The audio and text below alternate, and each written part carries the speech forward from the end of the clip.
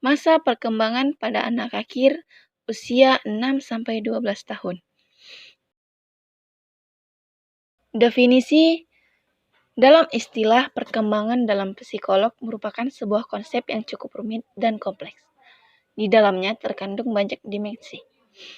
Menurut Marx dan kawan-kawan mengartikan perkembangan sebagai suatu proses ke arah yang lebih sempurna dan tidak dapat terulang kembali. Sedangkan Desmita mendefinisikan tidak terbatas pada pengertian perubahan secara fisik, melainkan juga terkandung serangkaian perubahan secara terus-menerus dan fungsi jasmaniah dan rohani yang dimiliki individu. Kemudian, ciri-ciri perkembangan pada masa anak akhir. Terdapat dua fase. Yang pertama, ciri-ciri anak masa kelas rendah, sekolah dasar, usia 6-7 tahun dan 9-10 tahun. Adapun ciri-cirinya yaitu adalah pertama, adanya hubungan yang kuat antara keadaan jasmani dan prestasi di sekolah. Yang kedua, suka memuji diri sendiri. Yang ketiga, kalau tidak dapat menyelesaikan tugas atau pekerjaan, tugas pekerjaan itu dianggapnya tidak penting. Yang keempat, suka membandingkan dirinya dengan anak lain, jika hal itu menguntungkan dirinya. Dan yang terakhir, suka meremehkan orang lain. Ciri yang kedua adalah pada anak masa SD kelas tinggi, usia 9-10 tahun dan 11-12 tahun. Yaitu pertama, perhatian tertuju kepada kehidupan praktis sehari-hari. Yang kedua, rasa ingin tahu, ingin belajar dan realistis. Yang ketiga, timbulnya minat dan pembelajaran khusus. Yang keempat, anak memandang nilai sebagai ukuran yang tepat mengenai prestasi belajarnya di sekolah. Yang terakhir, anak-anak suka membentuk kelompok sebaya atau pergrup untuk bermain bersama. Mereka membuat peraturan sendiri dalam kelompoknya. Kemudian, perkembangan fisik. Perkembangan fisik membahas tentang tinggi dan berat badan. Perkembangan fisik pada usia 6-12 tahun biasanya tidak sesignifikan di usia bayi ataupun balita. Per tahunnya, tinggi badan akan berkembang 5% atau 6%, dan berat badan bertambah 10% per tahunnya. Menurut beberapa ahli, biasanya tinggi rata-rata anak usia 6 tahun adalah 116 cm dan untuk berat badannya 23 kg. Sedangkan untuk anak usia 12 tahun itu biasanya tinggi badannya 152 cm dan berat badannya 43 kg. Berat badan bisa dipengaruhi oleh genetik. Kalau misalkan orang tua kita sudah genetiknya memang misalnya kecil atau gemuk, tidak apa-apa. Yang penting tetap jaga kesehatan, makan, olahraga, dan pola tidur kalian.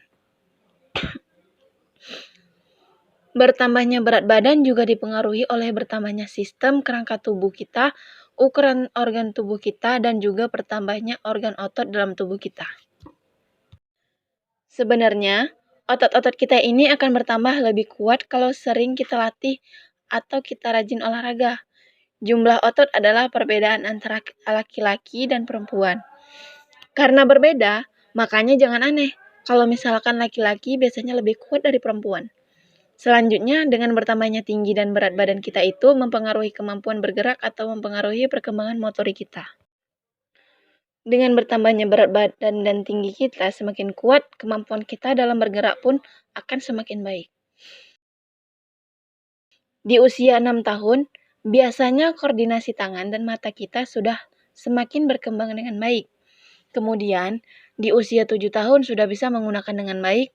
Lalu, di usia 8-10 tahun, biasanya perkembangan gerakan-gerakan halus di tangan kalian itu sudah berkembang lebih baik sehingga kalian bisa menggerakkan dengan luas.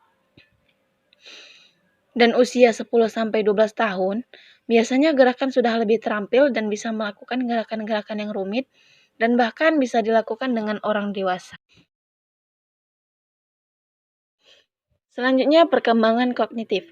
Dalam perkembangan jiwa anak pada usia 6-12 tahun ini, anak akan memiliki pengamatan dimulai dari kompleks menuju pada bagian-bagian Kemudian dari sikap mereka yang pasif menuju lahan kreatif dan mencoba mengerti. Lalu dari dunia yang fantasi menuju dunia yang realitas. Perkembangan kognitif anak usia 6-12 tahun adalah perubahan kemampuan mental seperti belajar, menalar, berpikir, dan berbahasa. Perkembangan kemampuan kognitif akan memudahkan anak menguasai pengetahuan umum yang lebih luas, sehingga anak mampu menjalankan fungsinya dengan wajar dalam interaksinya dengan masyarakat dan lingkungan. Menurut Piaget, perkembangan kognitif seorang anak terjadi secara bertahap. Lingkungan tidak dapat mempengaruhi perkembangan pengetahuan anak. Seorang anak tidak dapat menerima pengetahuan secara langsung dan tidak bisa langsung menggunakan pengetahuan tersebut, tetapi pengetahuan akan didapatkan secara bertahap dengan cara belajar secara aktif di lingkungan sekolah. Berbeda dengan Piaget, menurut Vygotsky, lebih menekankan pada konsep sosiokultural, yaitu konteks sosial dan interaksi dengan orang lain dalam proses belajar anak. Menurut pakar dunia muslim, Abu Zaid al-Baqi adalah ahli psikologi media dan kognitif pertama yang mampu secara jelas membedakan antara neurosis dan psikologis, mengklarifikasikan gangguan neurosis, dan menunjukkan secara detail seberapa rasional dan spiritualnya terapi kognitif dapat digunakan untuk mengobati setiap gangguan yang diklarifikasinya. Mengacu pada pemikiran kognitif Piaget, yaitu masa di mana aktivitas aktivitas anak terfokus pada objek-objek yang nyata atau pengalamannya. Karakteristik perkembangan kognitif dibagi menjadi dua. Yang pertama, perkembangan kognitif pada masa anak awal. Masa anak awal dari usia 2-7 tahun sebagai tahap praoperasional. Karena anak belum siap terlibat dalam operasi dan manipulasi mental yang mensyaratkan pemikiran logis. Yang kedua, perkembangan kognitif pada masa anak akhir. Masa anak akhir dari usia 8-12 tahun disebut pemikiran operasional konkret. Artinya, aktivitas mental yang terfokus objek-objek peristiwa nyata atau konkret. Kemudian upaya mengoptimalkan perkembangan kognitif pada perkembangan masa anak akhir usia 6-12 tahun. Yang pertama adalah memahami anak. Yang kedua, bukan orang dewasa. Yang ketiga, dunia bermain. Yang keempat, suasana meniru. Dan yang kelima, kreatif. Kemudian, faktor yang mempengaruhi perkembangan kognitif, yaitu adalah yang pertama, kematangan, yang kedua pengalaman fisik, yang ketiga pengalaman logika matematika, yang keempat pengalaman sosial, yang kelima keseimbangan, dan yang terakhir adaptasi.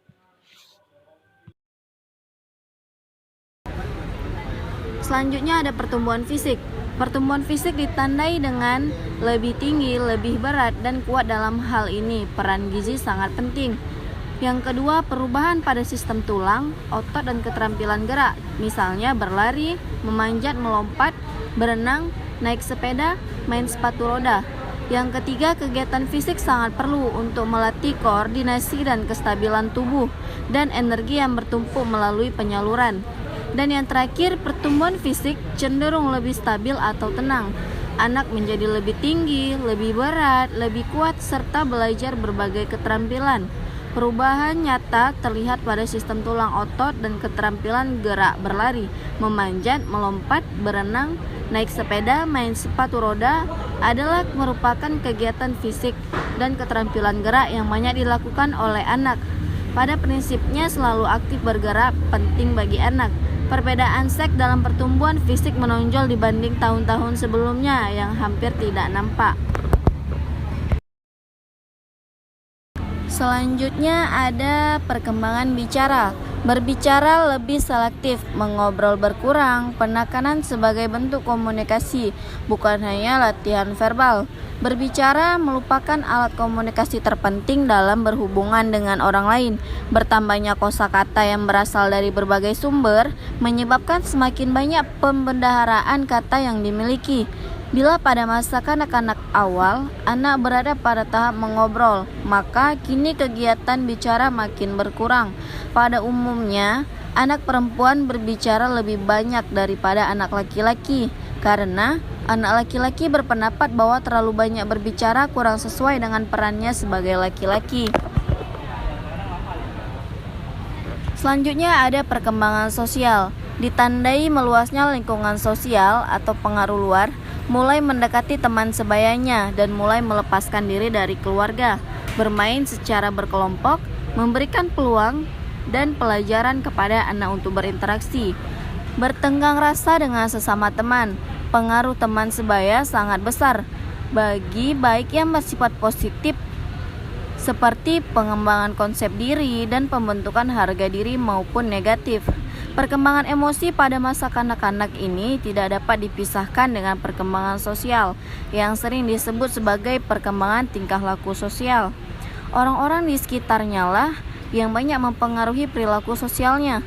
Dunia sosio-emosional anak menjadi semakin kompleks dan berbeda pada masa ini.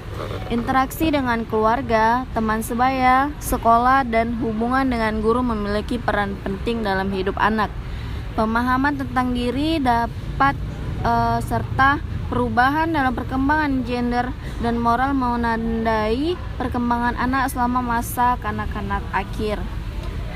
Dan selanjutnya ada perkembangan emosi. Adapun ciri-ciri emosi pada anak adalah sebagai berikut. Yang pertama ada emosi anak berlangsung relatif lebih singkat atau sebentar.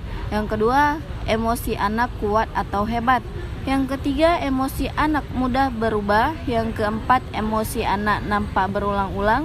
Yang kelima, respon emosi anak berbeda-beda.